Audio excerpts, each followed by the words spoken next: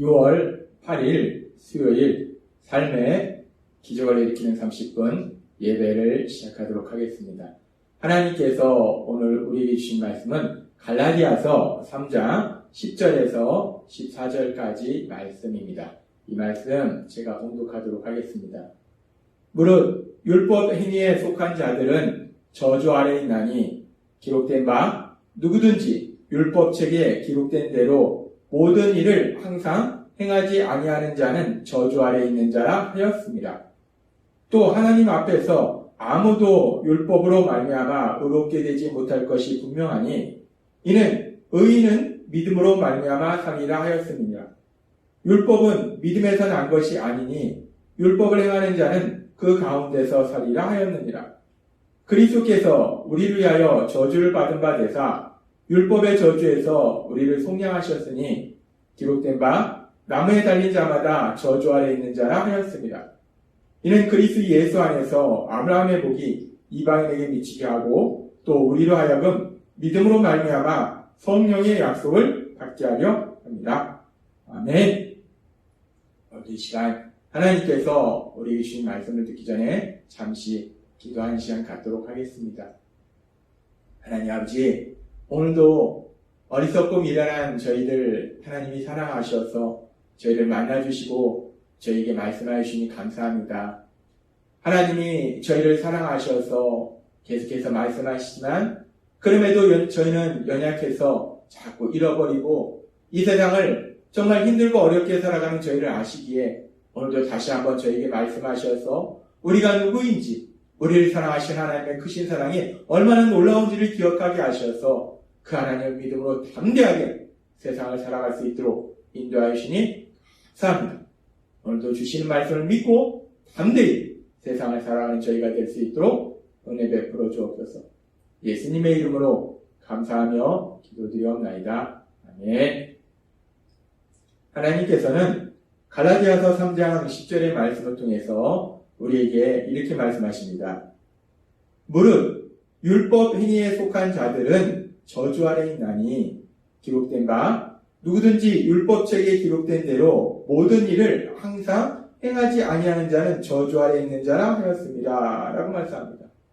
이 말씀에 보면 율법 행위에 속한 자들은 저주 아래 있다. 율법 행위에 속한 사람들은 저주를 받을 수밖에 없다라고 말씀합니다. 근데 율법 행위에 속한 사람들이 누구를 의미하는 것인가? 우리가 이 말씀을 조금 더 쉽게 이해하기 위해서 이 성경의 말씀을 현대어 성경으로 살펴보도록 하겠습니다.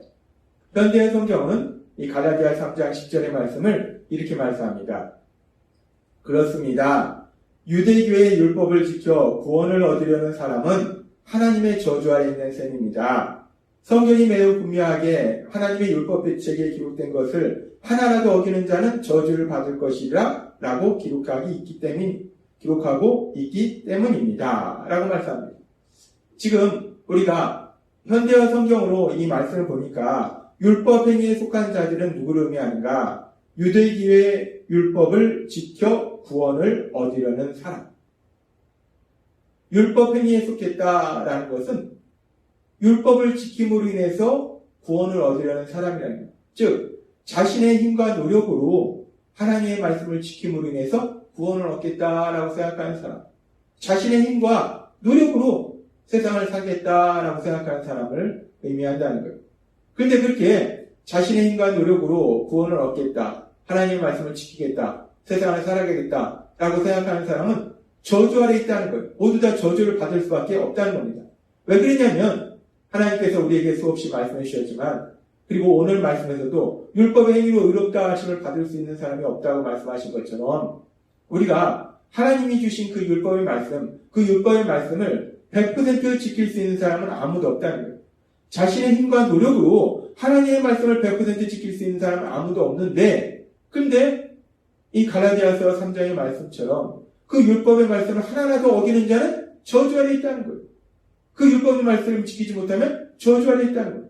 따라서 모든 사람들은 자신의 힘과 노력으로는 하나님의 말씀을 지킬 수 없고 그렇게 하나님의 말씀을 지키지 못하면 저주 아래 있는 거예요.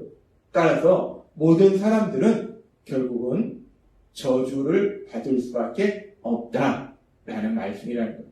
이 갈라디아서 3장 10절의 말씀은 결국 이 세상에 사는 그 어떤 사람도 예외 없이 모든 사람은 하나님의 저주를 받을 수밖에 없는 그런 상황이다.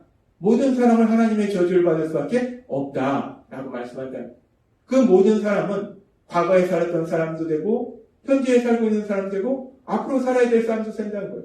따라서 우리도 지금 이 말씀을 듣는 우리도 결국은 저주를 받을 수밖에 없는 그런 상황이고 운명이고 그런 사람이라는 거예요. 정말 슬픈 소식입니다. 모든 사람이 저주를 받을 수밖에 없다. 기쁜 소식이 아니에요. 너무나 슬픈 소식입니다. 너무나 절망적인 소식이에요. 그런데 그렇게 우리 모든 사람이 저주를 받을 수밖에 없는데 그런데 하나님께서 오늘 우리에게 주신 말씀은 너무나 놀라운 소식을 우리에게 전해주신 거예요. 하나님은 갈라디아 3장 13절의 말씀을 통해서 이렇게 말씀하십니다. 그리스도께서 우리를 위하여 저주를 받은 바 되사 율법의 저주에서 우리를 속량하셨으니 기록된 바 나무에 달린 자마다 저주 아래 있는 자라 하였습니다. 아멘. 하나님은 우리에게 말씀하십니다. 그리스도께서 우리를 위하여 저주를 받은 바 되사라고 말씀합니다. 그리스도 2000년 전 인간의 몸으로 이 땅에 오신 예수님, 구원자로 오신 예수님, 그 예수님께서 우리를 위하여 저주를 받으셨다라고 말씀하세요. 그 예수님께서는 우리가 알다시피 2000년 전 인간의 몸으로 이 땅에 오셔서 십자가에서 죽임을 당하셨어요. 그렇게 예수님께서 나무 십자가에서 죽임을 당하셔서 그 십자가에 매달리셨는데 그 나무에 매달리셨는데 하나님께서는 신명기 21장 23절의 말씀을 통해서 이렇게 말씀하셨습니다. 그 시체를 나무 위에 밤새도록 두지 말고 그날에 장사하여 내 하나님 여호와께서 너희에게 기업으로 주신 땅을 더럽히지 말라. 나무에 달린 자는 하나님께 저주를 받았음이니라. 나무에 달린 자는 하나님께 저주를 받았다라고 하나님이 말씀하셨어요. 근데 우리 예수님은 그 나무 십자가에 매달려서 죽임을 당하신 거예요. 따라서 예수님께서는 저주를 받으신 거예요. 예수님께서 저주를 받으셨는데 근데 그 예수님께서 받으신 저주가 자신의 죄로 인한 저주가 아니라 그 저주가 예수님께서 왜 저주를 받으셨는지 하나님은 이미 구약의 이사야 선지자를 통해서 이사야서 53장 6절에 이렇게 말씀하십니다. 우리는 다 양 같아서 그릇 행하며 각기 제 길로 갔거늘 여호와께서는 우리 모두의 죄악을 그에게 담당시키셨다. 이 말씀은 구원자로 오신 예수님, 그 예수님께서 죄를 지은 우리의 죄를 대신해서 십자가에서 죽임당하실 것을 미리 말씀하신 거예요. 예수님께서는 나무 십자가에 매달려서 죽임을 당하셨어요. 저주를 받으셨어요. 근데 예수님께서 그렇게 저주를 받으신 것은 예수님께서 죄가 있어서 저주를 받으신 것이 아니라 우리가 받아야 될 저주를 대신 받으셨다는 거예요. 그래서 그리스도께서 우리를 위하여 저주를 받은 바 되사라고 말씀한다는 거예요. 구원자로 오신 예수님, 그 예수님께서는 우리가 받아야 될 저주, 그 저주를 대신 받으셨다는 거예요. 그러면서 성경은 계속해서 말씀할 때 다시 한번 우리가 갈라디아서 3장 13절의 말씀을 살펴보면 그리스도께서 우리를 위하여 저주를 받은 바 되사 율법의 저주에서 우리를 속량하셨으니 라고 말씀합니다. 예수님께서 우리가 받아야 될 저주를 대신 받으셔서 우리를 율법의 저주에서 속량하셨다. 율법의 저주에서 자유롭게 하셨다라고 말씀한다는 거예요. 이 율법의 저주라는 것이 무엇인가? 율법의 저주라는 것은 갈라디아서 3장 13절의 말씀처럼 누구든지 율법책에 기록된 대로 모든 일을 항상 행하지 아니하는 자는 저주 아래 있는 자라 하였습니다. 이 말씀처럼 이렇게 우리가 하나님의 말씀을 온전히 지키지 못할 때 받게 되는 저주를 의미해요. 근데 앞에서도 말씀하셨다시피 우리 모든 사람은 하나님의 말씀을 내 힘과 노력으로 지킬 수 없기 때문에 우리 모든 사람은 저주를 받을 수밖에 없어요. 우리 모든 사람은 율법의 저주를 받을 수밖에 없다는 거예요. 그런데 지금 하나님은 우리에게 말씀하실 때 그렇게 율법의 저주를 받을 수밖에 없는데 우리 예수님께서 우리가 받아야 될 저주를 대신 받으심으로 인해서 이제 우리를 그 율법의 저주에서 자유롭게 하셨다라고 말씀한다. 얼마나 놀라운 소식입니까? 얼마나 기쁜 소식입니까? 얼마나 감사한 소식입니까? 우리는 모두 저주를 받을 수밖에 없는 그런 사람들이었는데 구원자로 이 땅에 오신 예수님, 그 예수님께서 십자가에서 돌아가심으로 인해서 그 예수님께서 우리가 받아야 될 저주를 모두 받으시고 이제 그 예수님을 구주와 주님으로 믿는 우리들은 그 저주에서 자유함을 누리도록 만들어 주셨음을 믿습니다.